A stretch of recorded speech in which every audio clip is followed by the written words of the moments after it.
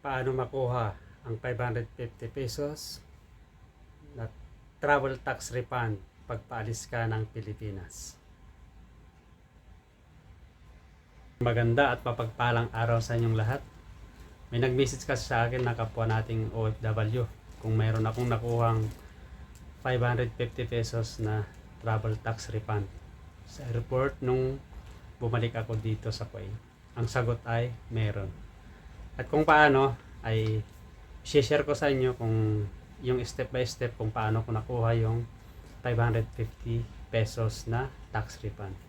So ito na guys, nung pumili na ako sa check-in counter, doon pa lang bago ka makarating sa check-in counter, meron ng ground employee sa airport na kinokolekta sa inyo yung UEC nyo.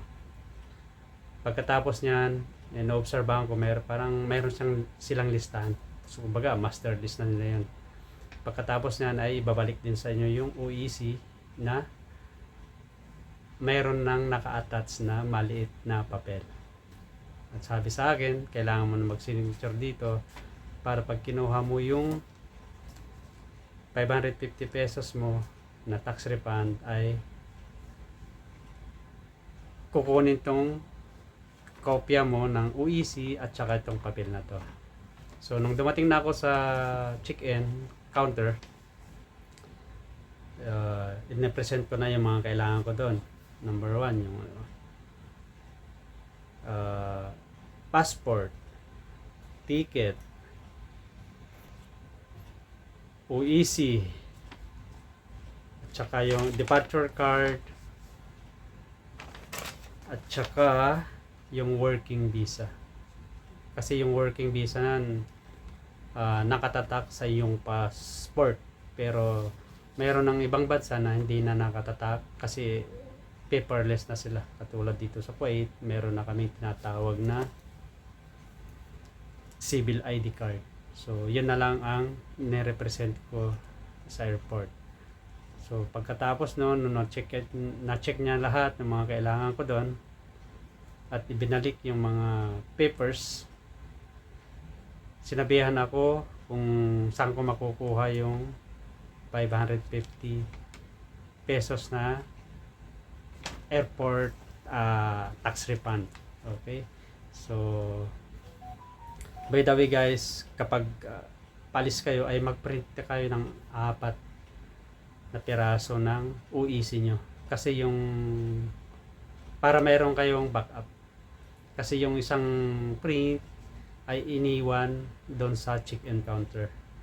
Kasi hiningan ako ulit ng isa, tapos yung isa ay yun yung naka-attach sa sinasabi kong binigay sa akin na maliit na papel, nasa proof na makukuha ko yung 550 pesos na terminal fee refund. Okay, so example na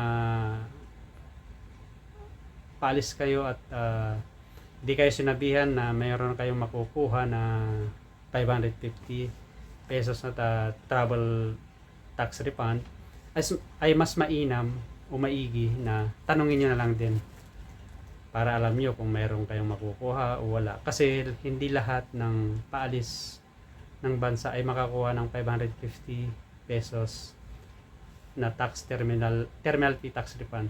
Kasi katulad yung mga kasabayan ko na mga newly hire na papuntang Saudi, daan sila sa Kuwait, then to Saudi.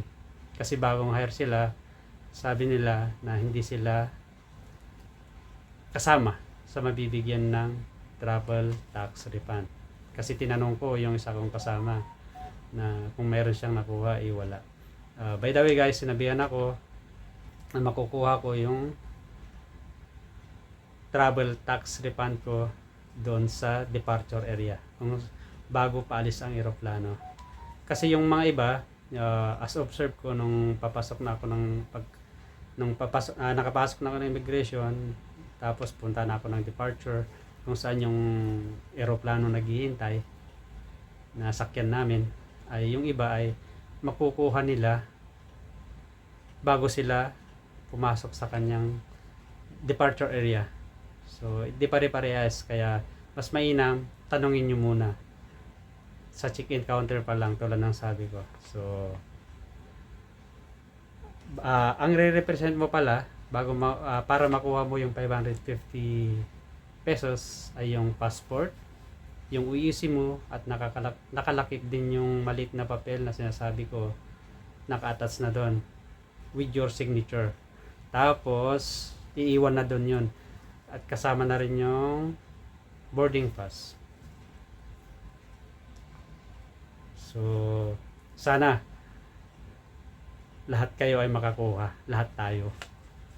Okay, pagpaalis na ng bansang Pilipinas. Kasi sayang din yung 550 pesos. Pag nakuha mo yun, kung nagugutom ka habang inintay yung eroplano na paalis, ay pwede mo rin bumili ng pagkain habang naghihintay yung paalis ng eroplano. So,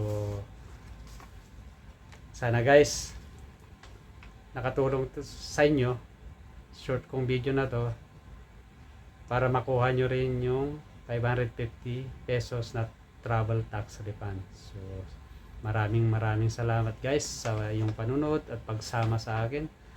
At sa mga hindi pa nakasubscribe sa akin, pa-like, share, and subscribe naman dyan. At saka pindot na rin yung notification bell para ma-inform kayo pag mayroon akong bagong videos. So, have a nice day to all guys. See you again. Have a good day.